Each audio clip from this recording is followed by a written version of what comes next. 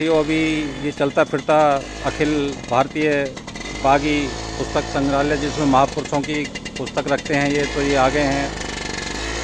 ये हम इनसे बात करेंगे। तो अभी ये हमारे यहाँ पर आए हैं, तो आज हम इनसे चर्चा करेंगे और चर्चा करेंगे। तो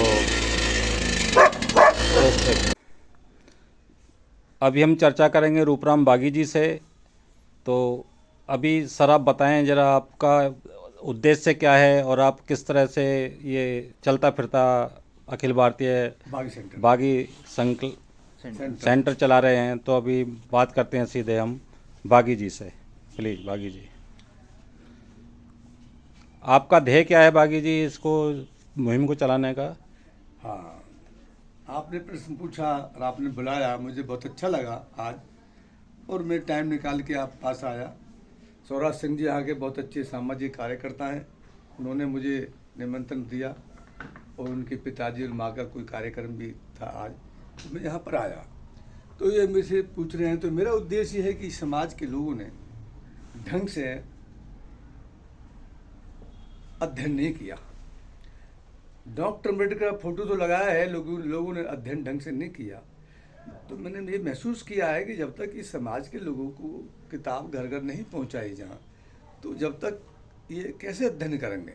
तो मैं घूम फिर करके ये किताबें पहुंचाता हूं, और वो भी मुझे जो है प्रोफेसर बुद्धप्रिय मौर्य, जो बाबा साहब के बाद में बहुत क्रांतिकारी नेता पैदा हुए और काशीराम जी से पहले पैदा हुए, तो उन्होंने मुझे गाइड किया। मैंने उनको अपने घर बुलाया, तो उन्होंने कहा भी कुछ लोग किताब घर घर देने वाले होने चाहिए। तो मैंने उनका आदेश मान करके मैं पूरे देश में कि जहाँ भी रेल्स है, पैदल, साइकिल, बस मेरी विक्की है, हर तरह से मैं लोगों के पास पहुँचता हूँ और मैं उनको किताब पेश करता हूँ।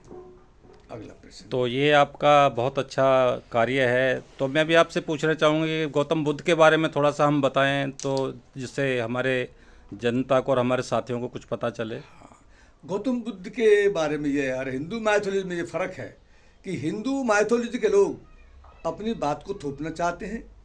गौतम बुद्ध ने बात को थोपा नहीं। गौतम बुद्ध ने कहा कि आप मेरी बात मत मारो, मेरी बात को पहले आप सोचो और तर्क करो, सोचो, जब उस बात को मानिए।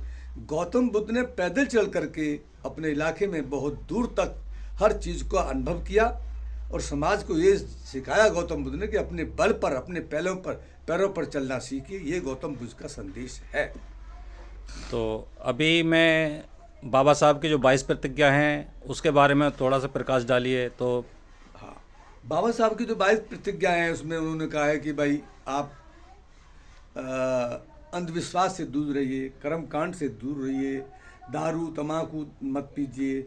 आप, उन्होंने इस बात को कहा है कि आप और अपने आप को सच्चाई से अपनी बात रखिए। ये बाबा साहब की बातें। और गौतम बुद्ध के बाद बाबा साहब ने भी अपनी 22 प्रतिज्ञा गौतम बुद्ध के उसमें इंक्लूड करी। तो मैं चाहता हूँ आज भी लोग बाबा साहब को मानो, गौतम बुद्ध जी को मानो, लेकिन अपनी बात भी आप आज मानिए और अपना भी कोई विशेष बात रखिएगा। ये है। तो जैसे मैं आपसे पूछना चाहूँगा कि उन्होंने बाबा साहब ने कहा कि ब्रह्मा विष्णु महेश को नहीं मानना है, तो उसके बारे में आपका क्या कहना है? हाँ, बिल्कुल नहीं मानना।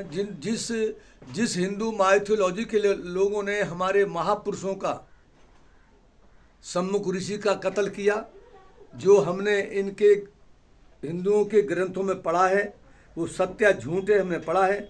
एकलव्य का अंगूठा काटा, तो बताइए हम किस आधार पर इनके महापुरुषों और देवी देवताओं को माने, जबकि ये लोग भी अंग्रेजों की बात को नहीं मानते। तो हम सीख रहे हैं इन लोगों से ही कि जिसने हमारा अपमान किया है और हमारे पुरखों का और हमारे समाज के महापुरुषों का, हम उनको क्यों मानेंगे। और इनके ग्रंथों में लिखा है कि ब्रह्मा ने अपनी बेटी के साथ संभोग किया था, तो उसके बारे में आपका क्या कहना है? वो बातें भी हमने बहुत सी पढ़ी हैं। ये बातें बहुत लोगों ने कहा, इन लोगों ने बुरा माना, जबकि इनके ही किताबों में बहुत चीज़ें लिखी हुई हैं, इनके ही हाथ की लिखी हुई हैं। और अगर कोई इस पर कमेंट करता है तो ये कहते हैं कि हमारी भावनाएं जो वो क्या बोलेंगे, हमारी भावनाओं को आहत हुआ है। तो भाई आपकी भावनाओं को हाथ हुआ है तो हमारे पुरुषों के साथ जो किया है तो हमारे साथ भी तो हुआ है। आप भूतकाल में जाइए, आप वर्तमान में देख लीजिए, वर्तमान में बहुत सी बातें हैं, सामाजिक बातें हैं, राजनीति की बातें हैं। लोग सरेआम धोखा दे रहे हैं हमारे महापुरुषों को, और उसके बाद ही फिर हमें गले लगा रहे हैं। ऐसे लोगों को हम क्यों सम्मान करेंगे? ये हमारा वो है। तो मैं भी आपसे पूछूंगा, जो आपका ये प्रचार प्रसार चलता है, जो चलता फिरता बागी पुस्तक संग्रह है, तो सेंटर या संग्रह है जो आपका चलता फिरता है, तो उसमें किस तरह से आपका जीवन यापन या किस तरह से आप उस मिशन के लिए काम कर रहे हैं, ज़रा उसके बताएंगे। हाँ, उसके बारे में आपने सही पूछा। वैसे मैं रिटायर पर्सन हूँ, और मैं बाबा साहब की बात तो अपने जीवन से करता रहा, पढ़ाई लिखा में भी की, नौकरी के टाइम भी की, और अब भी मैं बाबा साहब की बात करता हूँ। तो लोग कहते हैं भी आप काम कीजिए समाज में, आप थोड़े जागरूक हैं। तो भाई मैंने कहा रोज़ पेट्रोल कहाँ से आएगा? तो लोगों ने कहा कि आप कुछ किताब लेके चलिए, हम आपका किताबों के माध्यम से आपका सपोर्ट करेंगे, जो भी होगा। तो वो समाज के लोग मुझे दौड़ा रहे हैं। मैं हर प्रत्येक महापुरुष की अपने विकी पर किताब रखता हूँ। तो आप जो ये प्रयास कर रहे हैं चारों तरफ घूम कर, तो आपको कैसा लग रहा है कि कुछ ये प्रचार प्रसार कुछ असर ला रहा है या नहीं ला रहा है? जरा हाँ, ये असर ला रहा है। बहुत लोग मुझे मिलते हैं जो बहुत अच्छे पढ़ने वाले हैं। बहुत गांव जाता हूँ तो लोग घास भी खोद रहे हैं, और घास खोदते बात कर रहे हैं चिंतन की।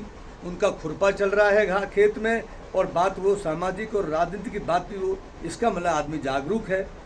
हमें जागरूक होना बहुत ज़रूरी है। हमें कर्मकांड को नहीं मानना, अंधविश्वास को नहीं मानना, बहुत सी चीज़ों पे ज़रूरत है। आने वाली पीढ़ी के लिए समझना बहुत ज़रूरी है। और हमें हर एक का इतिहास पढ़ना चाहिए, चाहे वो ब्राह्मण हो, ठाकुर हो, क्षत्रिय हो, सिख हो। हमें उनका भी इतिहास पढ़कर समझना चाहिए कि उस इतिहास में, और हमें अपने महापुरुषों को भी याद करना चाहिए।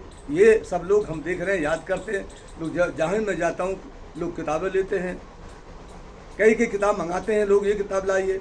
मैं किताबें खोजता हूँ। कुछ लोग अपने समाज के पब्लिशर हैं, कुछ दरियागंज में पब्लिशर है, उन सब से मैं जुड़ा हुआ हूँ। वहाँ से भी किताब लाता हूँ।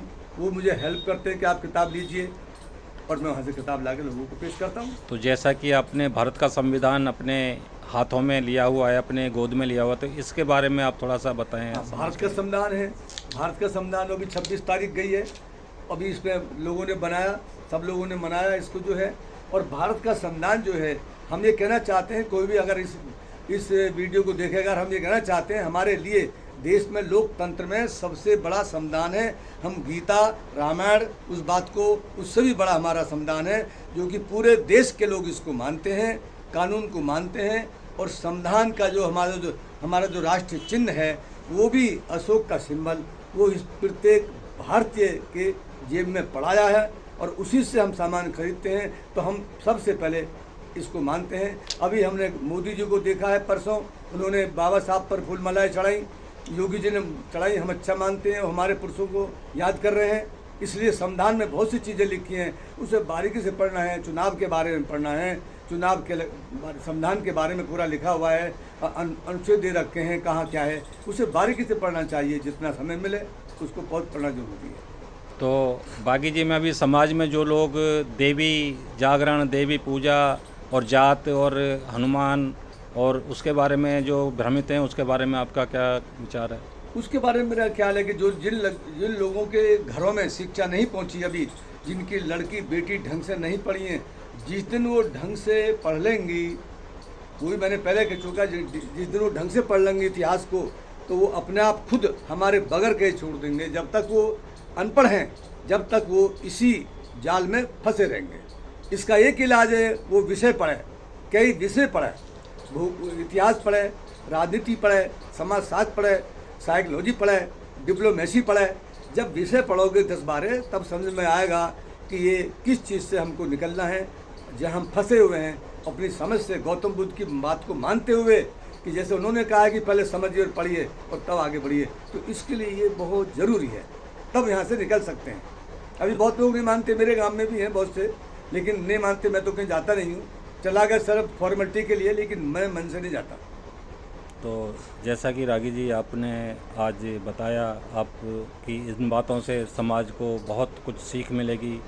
जैसा कि आज हमारी पूज्य माता जी यशोदा देवी का महापरिनिर्वाण दिवस था, तो आज उनकी यादगार स्मृति में हम कुछ थोड़ा सा एक कंबल वितरण कर रहे हैं। तो मैं अपने बड़े भाई उपासक शौराज सिंह जी से कहूँगा कि रागी जी को एक कंबल भेंट करें। और बीच में एक और बात है कि मैं अपने विक्की पर पेट्रोल रखता हूँ, हथियार रखता हूँ, ताकि कोई बंदर, लंगूर या कोई खतरनाक आदमी नहीं मिल जाए मुझे। अगर वो मुझ पर वार करेगा तो मैं उसको भी नहीं छोड़ूंगा, ये मेरा तय है। इसे समाज में काम करने के लिए फर्राटेदार बनिए, फर्राटेदार फौजी स्टाइल में काम करना सीखिए हर माहौल में। बाबूजीगिरी में कोई भी आदमी सामाजिक कार्य मतलब ही कैन नॉट वर्क। तो अभी हम आज की वीडियो को समाप्त करेंगे। तो अभी मैं उपासक शौराज सिंह जो मेरे बड़े भाई हैं उनसे विनती करूंगा कि वो रागी जी को एक कंबल भेंट करें। इधर से लो फोटो, ये आने चाहिए।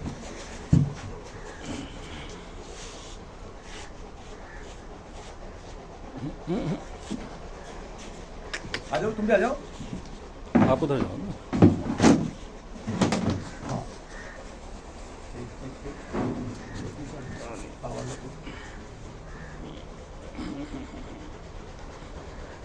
जाना पड़ेगा पीछे हटो थोड़ा सा।